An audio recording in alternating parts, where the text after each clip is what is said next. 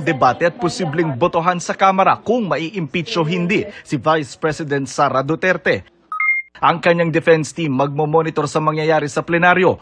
Ang Partido Demokratikong Pilipino o PDP Laban na suportado ang pagtakbo ng bise sa 2028 presidential elections kahit hindi nila kapartido, nagbabala sa mga kongresistang boboto ng yes sa impeachment.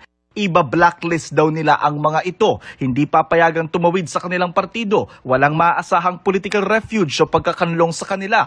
Kung kakailanganin, magpapatakbo o susuporta sila ng makakalabang kandidato sa distrito ng kongresistang boboto ng yes. Sabi ng PDP Laban, hindi yan banta kundi political accountability. Ang kapatid ng bise na si Davao City Mayor Baste Duterte ang pangulo ngayon ng PDP Laban. May 3 Duterte sa Kamara, sina Davao City Representatives Paulo Pulong Duterte, Omar Vincent Sangcola Duterte at PPP Party List Representative Harold Duterte.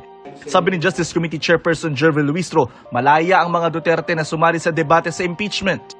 There will be debate after the sponsorship speech, and I think everybody will be given the opportunity to participate in the debate. No, I'm quite sure about that, the interpellation.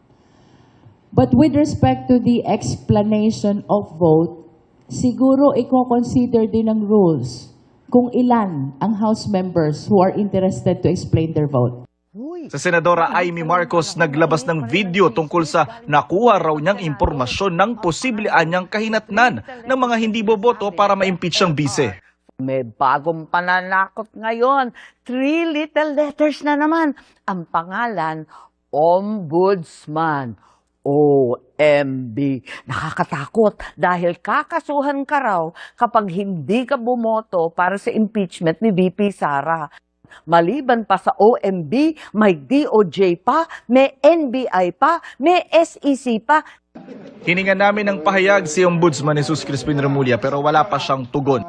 Sabi ni Palace Press Officer Undersecretary Claire Castro, tila nasasanay ang ilang matataas na opisyal na bumabase lang sa anyay haka-haka. Mas may kredibilidad anya kung maghuhusga na may ebidensya. Sabi ni Castro, nakakahawa raw pala ang gawain ni dating Pangulong Rodrigo Duterte sa anyay paggawa ng intriga at pagtanim ng ebidensya. Huwag daw itong tularan. Payo naman ni Cebu Archbishop Alberto Abet Uy, sa mga Katoliko mambabatas, bumoto ayon sa konsensya, katotohanan, hustisya at sa ikabubuti ng nakararami. Debate at posibleng botohan sa Kamara kung mai-impeach o hindi si Vice President Sara Duterte. Ang kanyang defense team magmomonitor sa mangyayari sa plenaryo. Ang Partido Demokratikong Pilipino o PDP Laban na suportado ang pagtakbo ng bise sa 2028 presidential elections kahit hindi nila kapartido, nagbabala sa mga kongresistang boboto ng yes sa impeachment. Iba-blacklist daw nila ang mga ito. Hindi papayagang tumawid sa kanilang partido. Walang maaasahang political refuge o pagkakanlong sa kanila. Kung kakailanganin, magpapatakbo o susuporta sila ng makakalabang kandidato sa distrito ng kongresistang boboto ng yes. Sabi ng PDP Laban, hindi yan banta kundi political accountability.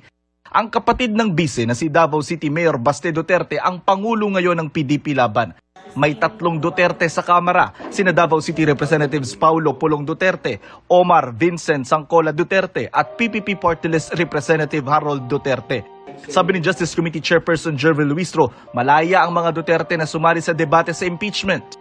There will be debate after the sponsorship speech, and I think everybody will be given the opportunity to participate in the debate. No, I'm quite sure about that, the interpellation. But with respect to the explanation of vote, siguro i-consider din ng rules kung ilan ang House members who are interested to explain their vote. Sa Senadora Amy Marcos, naglabas ng video tungkol sa nakuha raw niyang impormasyon ng posible anyang kahinatnan ng mga hindi boboto para ma-impeach ang bise. May bagong pananakot ngayon. 3 little letters na naman. Ang pangalan, Ombudsman. OMB. Nakakatakot dahil kakasuhan ka raw kapag hindi ka bumoto para sa impeachment ni VP Sara. Maliban pa sa OMB, may DOJ pa, may NBI pa, may SEC pa. Hiningan namin ng pahayag si Ombudsman Jesus Crispin Remulla pero wala pa siyang tugon.